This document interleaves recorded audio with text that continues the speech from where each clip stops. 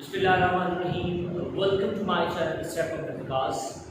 आज का जो टॉपिक हम डिस्कस करने चले हैं बेटा वो हमारे पास है 10th class physics ripple tank. अब इसको स्टार्ट करने से पहले हमें पता होना चाहिए कि रिपल टैंक है ये कैसी डिवाइस है, ये किस लिए काम आती है। बेटा याद रखिएगा, ripple tank is a device to produce the water waves and study their characteristics. अगर आपने वाटर वेव्स पैदा करनी है और इसकी कैरेक्टरिस्टिक को स्टडी करवाना है बेटा, तो उसके लिए हम एक डिवाइस इस्तेमाल करते हैं, उसका नाम बेटा हमारे पास क्या है जी, रिपल टैंक है। ठीक है, दो चीज़ें हमारे पास। फर्स्ट क्या है कि रिपल टैंक इस्तेमाल होता है as a production of water waves, and second thing is that for their characteristics. बेटा उसी वेव की अगर आपने कैरेक्टरिस्टिक के बारे में स्टडी करवानी है बेटा, हम किसको डिस्कस करेंगे बेटा, रिपल टैंक डिस्कस करेंगे। अच्छा, अब रिपल टैंक के अंदर बेटा स्टेप बाय स्टेप 3 स्टेप्स हैं। First is that ripple tank as a reflection बेटा, ripple tank as a refraction और ripple tank as a diffraction. ये 3 स्टेप्स हैं, रिफ्लेक्शन, रिफ्रैक्शन एंड डिफ्रैक्शन। आज का जो हमारा टॉपिक है वो रिफ्लेक्शन के ऊपर बेस्ड है। किसके ऊपर बेस्ड है बेटा, रिफ्लेक्शन के ऊपर बेस्ड है। कि हम देखेंगे कि हमारे पास रिपल टैंक के अंदर रिफ्लेक्शन का प्रोसेस कैसे प्रोसीड होता है। लेकिन उससे पहले हम ये कोशिश करेंगे कि हम प्रोड्यूस करवाएं रिपल टैंक के अंदर वेव, जिसको हम वाटर वेव का नाम दे दें। पहले हम वाटर वेव प्रोड्यूस करवाते हैं, उसके बाद बेटा हम रिफ्लेक्शन का प्रोसेस देखेंगे। Got it? अच्छा, ये बेटा हमारे पास अपरेटस कि क्या क्या हम इस्तेमाल कर रहे हैं इस चीज के अंदर बेटा। ये देखिए डायग्राम के अंदर मैं आपको बता देता हूं, फिर बेटा हम कहां जाते हैं बेटा। ये बेटा हमने एक ट्रे लिया है बेटा, इस ट्रे के ऊपर इस ब्लू कलर की लाइन आपको नजर आ रही है बेटा, ये एक किस्म का समझ लें एक ग्लास है बेटा। अच्छा, अब ये जो ग्लास है ये 1 से ½ मीटर बड़ा होना चाहिए as compare to this tray के बेटा, बाहर की जानिब बड़ा होना चाहिए। दूसरी बात, ये जो आपको नजर आ रहा है ये बेटा इसे हम कहते हैं वुडन प्लेट बेटा। ये सारे नजर आ रहे हैं, इसके ऊपर इलेक्ट्रिक मोटर है, ये हमारे पास लैंप है बेटा, और ये जिसके साथ जुड़ी हुई है बेटा हमारे पास क्या है, पावर सप्लाई है। अब ये होता क्या है, यहाँ मैं बता देता हूँ आपको। कहता है the apparatus consists of a rectangular tray having the glass bottom and its place namely ½ meter above the surface of the table। मैंने आपको बताया कि हमारे पास क्या है कि जो टेबल है, टेबल से ½ मीटर अबव हमारे पास ग्लास मौजूद है। टेबल से क्या है, हमारे पास एक ½ मीटर अबव ग्लास मौजूद है। अब ये आगे हमारे पास कहता है vibrator, fix motor, wooden plate, power supply and lamp. वही चीजें आगे बेटा, ये हमारे पास पावर सप्लाई है, ये लैंप है, ये हमारे पास ऑक्सीलरी पैडल है, इसको वुडन प्लेट का नाम दे रहे हैं। ठीक है, ये हमारे इसके ऊपर इलेक्ट्रिक मोटर मौजूद है। अब जैसे ही हम क्या करते हैं बेटा, अब सवाल ये पैदा होता है कि जब हमने अपरेटस को सेट कर लिया तब कैसे हमारे पास वेव प्रोड्यूस होंगी बेटा। ऐसा है कि जैसे ही हम इस वाइब्रेटर को, इलेक्ट्रिक मोटर जिसको नाम दे रहे हैं, जैसे बेटा इसको हम ऑन करते हैं तो वाइब्रेशन पैदा होती है।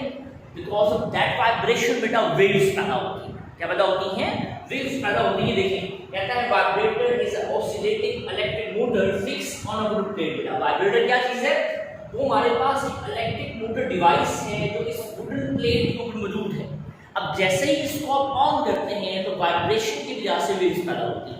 वाइब्रेशन की वजह से क्या होता है बेटा, वेव्स पैदा होती है। ये देखिए कहता है vibrator is a oscillating electric motor fix on a wooden plate over tray, lower the surface just touch the surface of water on setting the vibrator on। जैसे ही हम वाइब्रेटर जो वुडन प्लेट के ऊपर मौजूद है, इसको मोटर का नाम देंगे, इसको हम जैसे ही ऑन करेंगे बेटा तो यहाँ पर वेव्स पैदा होंगी। क्योंकि अब इसके अंदर हम पानी की बात करें तो ऐसा वाटर वेव्स प्रोड्यूस हम नाम देते हैं। ठीक है, क्योंकि ट्रेन के अंदर पहले पानी मौजूद था हमारे पास। अच्छा, अब सवाल ये पैदा होता है कि वेव्स जो पैदा हो जाएगी उसकी कंस्ट्रक्शन कैसे होगी, आया वेव किस तरह से होगी। याद रखिए बेटा, जो wave front as a wave पैदा होगा बेटा वो स्ट्रेट लाइन होगी। क्या लाइन होगी बेटा हमारे पास? वो स्ट्रेट लाइन होगी। मतलब उस स्ट्रेट लाइन को दो सेंस में होगा, एक क्रस्ट दूसरा ट्रफ, फिर क्रस्ट फिर ट्रफ, फिर क्रस्ट फिर ट्रफ हमारे पास आए। मतलब आप उसको कह सकते हैं एक हमारे पास डार्क होगा एक ब्राइट होगा, या फिर एक ब्राइट होगा दूसरा हमारे पास क्या होगा बेटा? डार्क। कहता है as the electric bulb is hung over the tray of observe the image of the water bill। आपको पता है कि अब ये जो लैंप जब हम इसको ऑन करेंगे पावर सप्लाई के साथ, तो इसका जो ये इमेज है, इमेज बनाने के लिए ये चीज नीचे इस बिकॉज दैट इस लैंप की वजह से यहाँ पर इमेज हमारे पास बनेगी। अब कहता है crust and trough of the waves appears as a bright and dark fringes। अब ये जो आपको नजर आ रहे हैं बेटा, ये ब्राइट है, इसके बाद ये डार्क है, bright dark bright dark bright dark bright dark bright and dark. आप इसको कह सकते हैं क्रस्ट एंड ट्रफ। हमेशा याद रखिएगा जो हमारे पास वेव्स पैदा होंगी वो स्ट्रेट लाइन वेव्स होंगी। कौन सी वेव्स होंगी बेटा? स्ट्रेट लाइन वेव्स होंगी। और क्रस्ट के बाद हमेशा ट्रफ आएगा और ब्राइट के बाद हमेशा क्या आएगा बेटा? डार्क। ये वो प्रोसेस है जिसकी मदद से हम क्या करते हैं? वेव प्रोड्यूस करते हैं इन अबाउट जिसको हम वाटर वेव्स कहते हैं। ठीक है, सिंपल सा प्रोसेस है। कि जैसे ही पैडल के ऊपर आप मोटर हैंड आउट करते हैं, उसको पावर सप्लाई के साथ ऑन करते हैं बेटा, तो जनरेटर की मदद से वाइब्रेशन पैदा होती है, उस वाइब्रेशन की वजह से वेव्स पैदा होती हैं और उसी वेव्स को हम नाम देते हैं क्रस्ट एंड ट्रफ का, या उसी को हम नाम देते हैं bright and dark. Got it?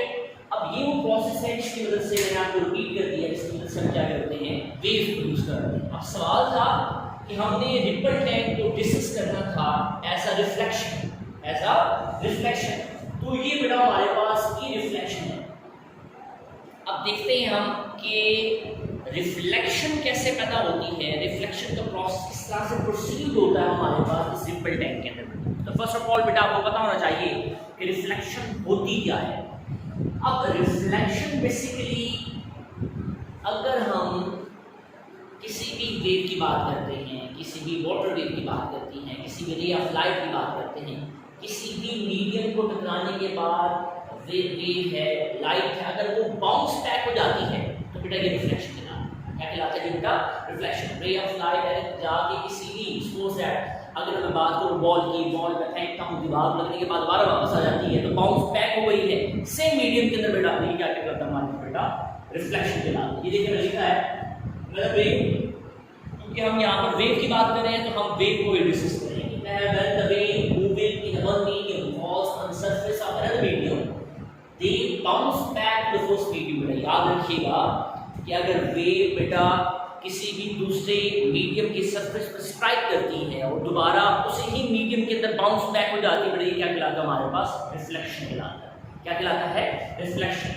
अब इस रिफ्लेक्शन की प्रोसेस समझने के लिए बेटा हमारे पास दो कंडीशन है जिसको हम लॉज ऑफ रिफ्लेक्शन कहते हैं। क्या कहते हैं? Laws of reflection. पहली बात बेटा कि आपके पास जो मीडियम है वो सेम होना चाहिए। मीडियम क्या होना चाहिए बेटा? सेम होना चाहिए। दूसरी बात ये है कि एंगल ऑफ इंसिडेंट, जो वेव एंगल बना रही है और जो जिससे दूसरी सरफेस से रिफ्लेक्शन कॉज कर रही है, दोनों का एंगल बेटा क्या होना चाहिए? सेम होना चाहिए। इन दोनों को हमने ज़हन नशीन कर लेना है कि मीडियम शुड बी सेम बेटा, एक ही मीडियम के अंदर वेव रहनी चाहिए। सेकेंड थिंग इज दैट कि angle of incidence equal to the angle of the reflection, इसको हम लॉज ऑफ रिफ्लेक्शन भी कहते हैं। ये शॉर्टकट लिए।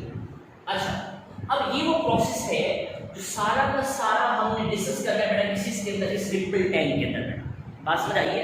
अब उसको समझने से पहले मैं दोबारा आपको इसके अंदर लेके आता हूँ। अब क्या है, क्योंकि हम डिस्कस करने जा रहे हैं रिफ्लेक्शन किसके अंदर बेटा? रिपल टैंक के अंदर बेटा। किसके अंदर जी बेटा?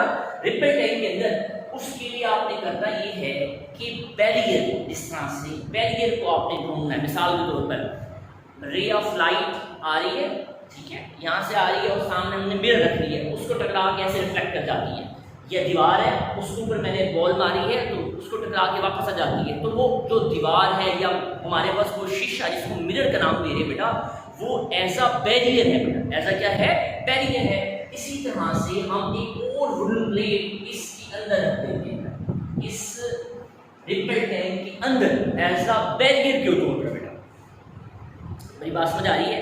तो जैसे ही इसके अंदर स्ट्रेट लाइंस प्रोड्यूस होंगी बेटा, वो इसको टकराने के बाद दोबारा उसी ही मीडियम के अंदर आ जाएगी। कैसे? आप उसको सिंपल समझाने के लिए मैंने ये डायग्राम बनाइए बेटा। सपोज करिए बेटा इस दरमियान में स्ट्रेट लाइंस आ रही है, वेव्स है आपके पास।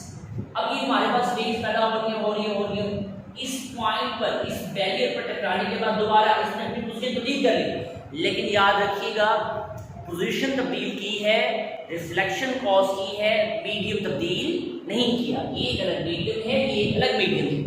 तो इसको टकराने के बाद उसी ही मीडियम के अंदर बाउंस बैक हो गई है, उसी ही मीडियम के अंदर रिफ्लेक्ट कर गई है दूसरी वेव, ये तीसरी वेव हमारे पास बेटा। मेरी बात समझ आ रही है? ठीक है। अब ये देखें, ये एंगल ऑफ इंसिडेंट है, इंसिडेंट वेव्स, और ये हमारे पास रिफ्लेक्टेड वेव्स। अब कहता है जो यहाँ पर एंगल बने और जो यहाँ पर एंगल बने शुड बी सेम बेटा, शुड बी सेम। मेरी बात समझ आ रही है? दैट्स व्हाई यहाँ पर लिखा है कि angle of incidence must be equal to the angle of the reflection. Got it? ठीक है। दूसरी बात बेटा कि medium should be change, medium तब्दील नहीं होना चाहिए। Got it?